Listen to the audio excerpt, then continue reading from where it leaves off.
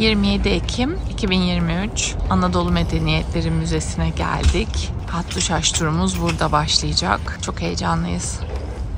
Anadolu Medeniyetleri Müzesi, Ankara Ulus'ta Ankara Kalesi'nin dış duvarının güneydoğu kıyısındaki iki Osmanlı binasından oluşmaktadır. Bu yapılardan biri Mahmut Paşa Bedesteni, diğeri Kurşunlu Han'dır. 1881 yılındaki yangından sonra terk edilen her iki yapı, daha sonra Atatürk'ün isteğiyle Anadolu'dan toplanan eserleri sergilemek amacıyla müzeye dönüştürülmüştür. 1997'de Avrupa'da yılın müzesi seçilen ve kendine özgü koleksiyonları ile dünyanın sayılı müzeleri arasında yer alan Anadolu Medeniyetleri Müzesi'nde eserler kronolojik olarak ayrılmış bölümlerde sergilenmektedir.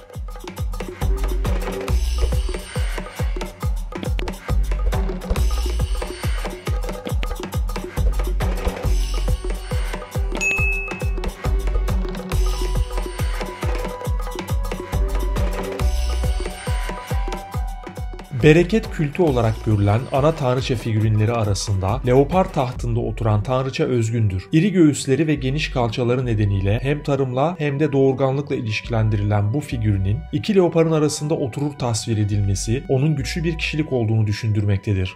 Alacahöyük Kral Mezarları'nda ele geçen bronz güneş kursları rahipler tarafından dini törenlerde kullanılmaktaydı. Güneşi ve evreni temsil etmesi açısından stilistik sanatta önemli bir yere sahiptir. Bazılarının üzerinde yer alan hayvan heykelcikleri tanrıları tasvir etmektedir. Güneş kursları haddi sanatının gelişmişliğini gösteren önemli bir eser grubudur.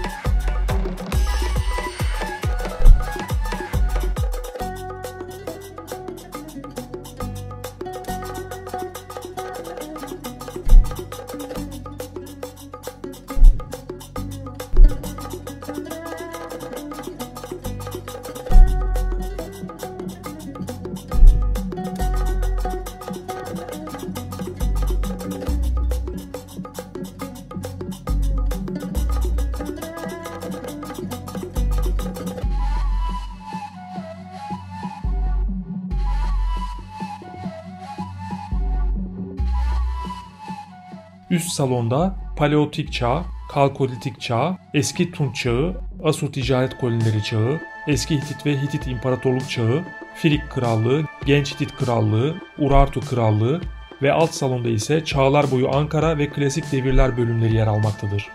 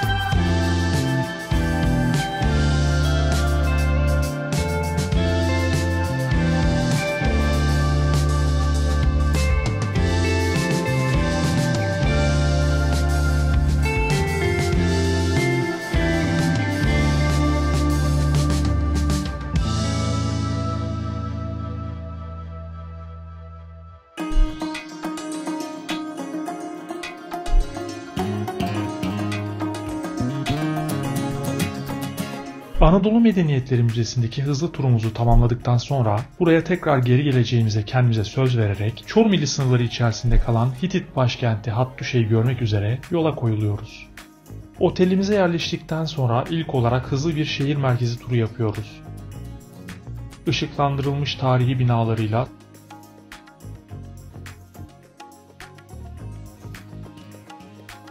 Saat Kulesi'yle Endar Arastası'yla Çorum bizi kendisine hayran bırakıyor.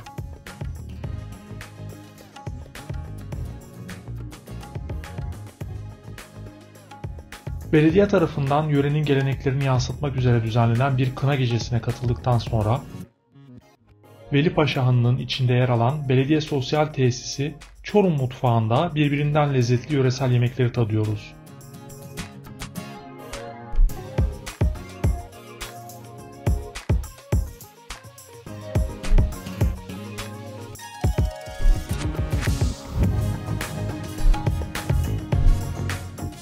İkinci gün Hattuşa'ya doğru yola çıkıyoruz.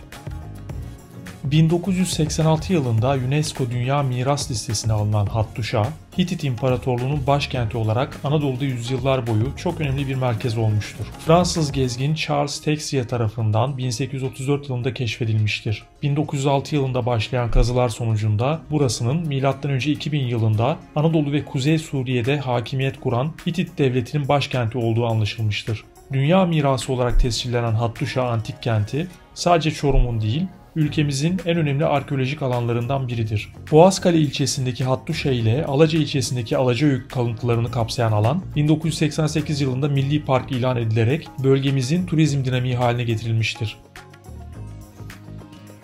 Şehrin güney sınırını oluşturan, yüksekliği bu kısımda yaklaşık 35 metreyi bulan toprak yığma setin eğik dış yüzü taş döşeli olup iki keskin köşesiyle kesik piramit görünümlüdür. Yığma toprağın çoğu surun dış kesiminden çekilmiş olduğundan burası çukurlaşmıştır. Bu da yer kapıya daha anıtsal bir görünüm sağlamaktadır. Set ortasında yer alan tünelin ağzı kapıyla örtülebilmekte ancak dışarıdan rahatça görülebilmektedir. Bu nedenle Hattuşa'daki potenli kapıların şehre saldıran düşmanı arkadan çevirmek amacıyla yapıldıkları fikri pek geçerli değildir. Kült törenleri veya geçitleri için ya da barış sırasında normal şehir kapısı olarak kullanılmış olduğu düşünülmektedir. Set üzerine her iki uçtaki merdivenlerle çıkılabilmektedir. Yer kapıdaki toprak yığma setin ortasında yer alan Sfenksli kapı, Aslanlı kapı ve Kral kapıdan farklı olarak iki kule arasında değil, kulelerden birinin içinde yer almaktadır. Her dört kapı pervazı da Sfenkslerle bezeliydi. Dıştaki Sfenkslerden doğuda olanı eksiktir. Orijinal Sfenksler Boğazköy Müzesi'nde sergilenmektedir.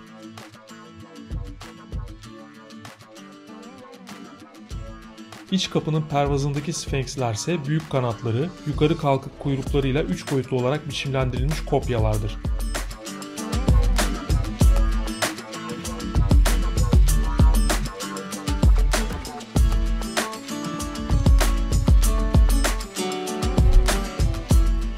Hititlerin son kralı 2. Şupili-Luuma'nın M.Ö. 1200'den hemen önce inşa ettirdiği bu kült odası, arkadaki havuzun set duvarının bir köşesinde bulunmaktadır. Sol duvarda kral, ok, mızrak ve kılıcıyla savaşçı görünümünde tasvir edilmiştir. Ancak başında boynuzlu bir külah bulunduğu için kralın tanrılaşmış olduğu, yani ölmüş olduğu anlaşılmaktadır. Arka duvarda başının üzerinde kanatlı güneş kursu bulunan uzun giysili tanrı, elinde biraz değiştirilmiş Mısır hayat simgesi tutmaktadır. Tanrının adı belirtilmemiştir. Güneş tanrısı olduğu düşünülmektedir.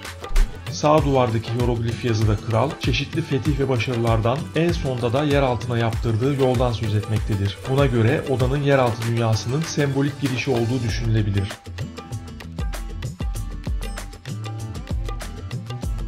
Eski çağlarda etrafı 6 kilometrelik surlarla çevrilmiş öğren yerinde bulunan çivi yazılı tablet arşivleri de UNESCO'nun Dünya Belleği listesinde yer almaktadır. Söz konusu tabletlerde 1000 tanrılı şehir olarak söz edilen Hattuşa'da bugüne kadar saray ve tapınaklar, binlerce tablet, çoğu günümüze kadar oldukça sağlam durumda gelmiş olan Aslanlı Kapı, Kral Kapı, Yer Kapı gibi anıtsal kapılar, kralların ikamet ettiği Büyükkale Saray Kompleksi, aşağı şehirde ülkenin en yüksek tanrıları olan fırtına tanrısı Teşup'la Arinna'nın güneş tanrıçasına adanmış olan Büyük Tapınak, Hitit Büyük Kralı 2. Şupili-Luuma'nın yaptığı işleri anlatan yazıtın bulunduğu hieroglifli oda, devasa boyutlarda ya da tahıl ambarları, kısmen silinen Hititlere ait en uzun hieroglif yazıyı içeren Nişantepe yazıtı gibi çok sayıda yapı açığa çıkarılmıştır.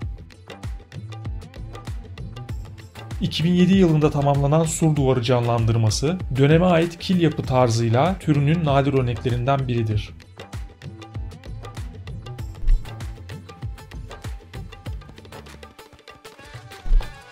Yazılı Kaya, Hititlerin bilinen en büyük açık hava tapınağıdır. Hititlerin yeni yılı kutlama törenlerini yaptıkları tapınağın merkezini A odası oluşturmaktadır. Bu kaya odasının önünde tapınağı dış dünyadan ayıran büyük bir yapı kompleksi bulunmaktadır. Yazılı Kaya'da kayalara işlenen Hitit panteonuna ait tanrılar Hititçe değil, Huri kökenli isimlerle betimlenmiştir. Her figürün yanında Luvice hierogliflerle tanrının adı yazılmıştır.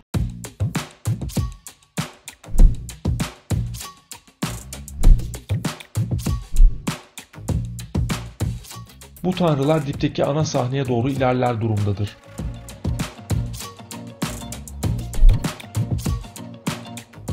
Bu sahnede ülkenin en önemli tanrısı olan fırtına tanrısı Teşut'la güneş tanrısı Hepat karşılıklı durmaktadır.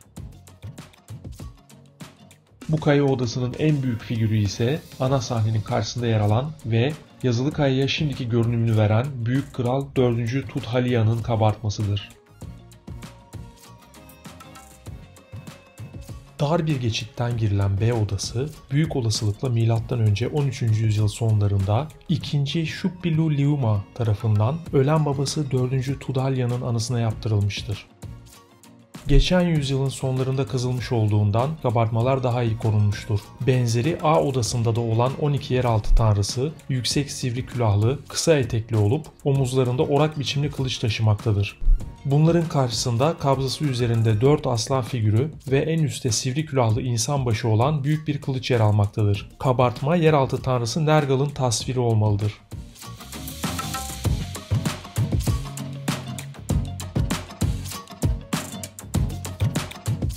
Bunun solunda Kral 4. Tudhaliyan'ın koruyucu tanrısı Sharuman'ın himayesine alındığını gösteren kabartma vardır. Bu odadaki nişler büyük olasılıkla adakları koymak için kullanılmıştır.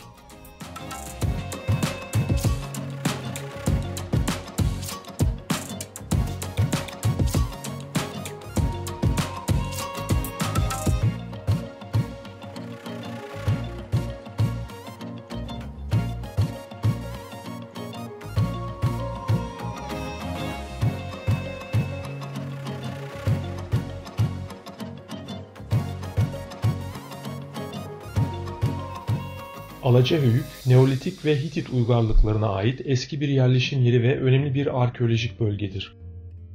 Hitit İmparatorluğu'nun antik başkenti Hattuşa'nın bulunduğu Boğazkale'nin kuzeydoğusunda Çorum şehrinin Alaca bölgesinde bulunmaktadır.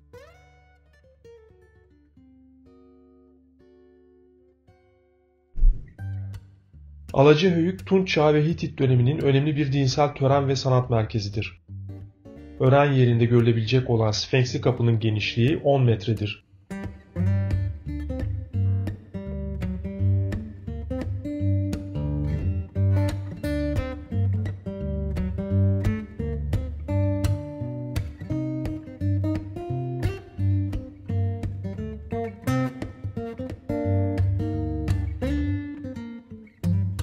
Büyük mabede bağlanan yol üzerindeki bu anıtsal kapı, Ören yerinin en ilgi çeken yapısıdır.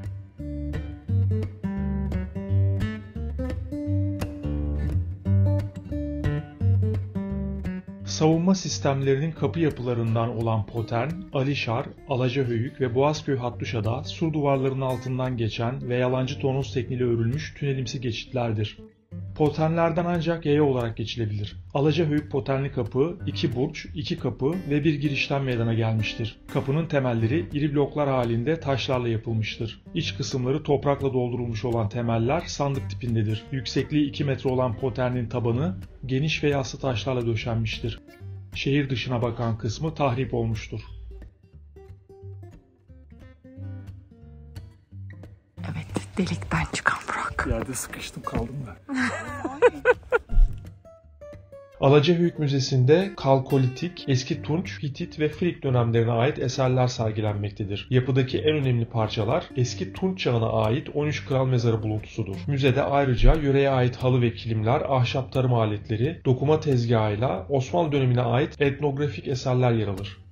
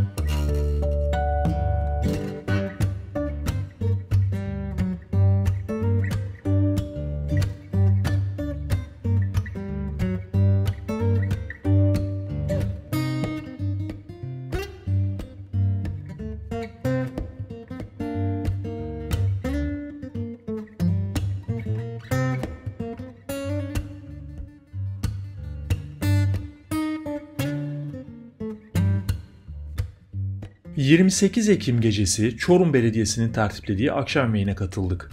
Mekan olarak seçilen yer, şehrin biraz dışında kurulmuş bir Türk obası örneği olan Çorumlu Obası'ndaki Büyük Oba Çadırı.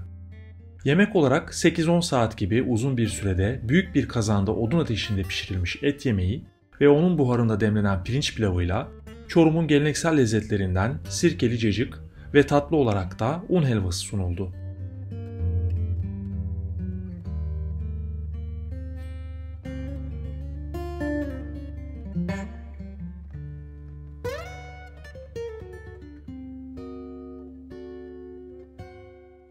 Yemek sonrası mini bir Türk sanat müziği konseri sonrası belediye başkanının Cumhuriyet Bayramı'na dair konuşmasını dinledik ve ardından güzel bir sürpriz yaşadık. Yazıyor, yarın Cumhuriyet ilan ediliyor.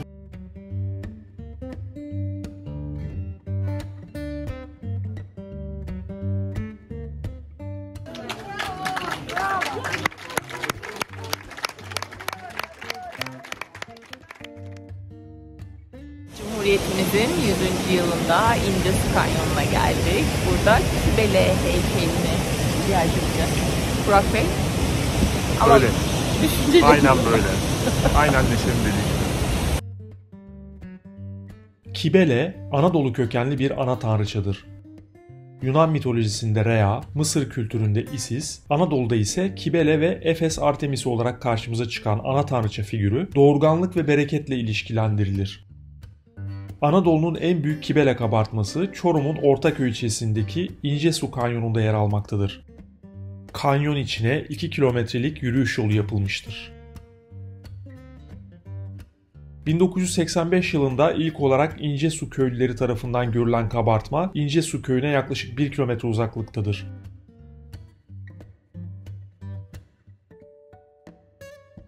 Helenistik döneme ait Kibele kabartması M.Ö. 2. yüzyıla tarihlenmektedir. Bir niş içerisine yapılmış olan tanrıça, önünden akan Çekerek Irmağı'na ve karşısındaki yüksek kayaların üzerinde yer alan kaleye bakar durumda konumlandırılmıştır. Bir taht üzerinde oturduğu düşünülen tanrıça, sol elinde bir aslan yavrusu tutmaktadır. Turumuzun son durağı Çorum Müzesi'ndeyiz. Hasan Tuluk'a ait sergiyi geziyoruz. Hasan Tuluk, demir, bakır ve pirinç gibi metalleri rölyef ve yüzey dövme yöntemiyle işleyerek özgün maket çalışmaları yapmaktadır. Tamamen el işçiliğiyle yapmış olduğu eserleriyle ulusal ve uluslararası ödüller kazanmıştır. Geleneksel metal el işçiliği alanındaki çalışmalarına devam etmekte ve bu sanatın gelecek nesillere aktarımını sağlamaktadır. Baharlar düşlerde kaldı, göründü başlarda kış. Her düşen yaprağın ardında hüzünlü bir bakış. Sevda yüreğimde bir kor, uzun ince yolumuz beslenecek göktedir gizemli Anadolu'muz. Yıl 1943, Mayıs'ın 16'sı, doğum günü. Günler, haftalar, aylar ve yıllar. Daha neler eskitti kim bilir, onca geçen zaman. Gazi Paşa'da okudum alfabeyi, sonra sanat okulu ve fakültedeki yıllar. Artık anılarda söylenecek o güfte, o şarkılar. Ben de yıllardır çekicimin ritmini dinliyor, onun gönül telindeki melodisinde beste yapmaya çalışıyorum. Şu anda o bestelerimin bir bölümünü hep birlikte görmenin hazzı, bulunu yaşayın.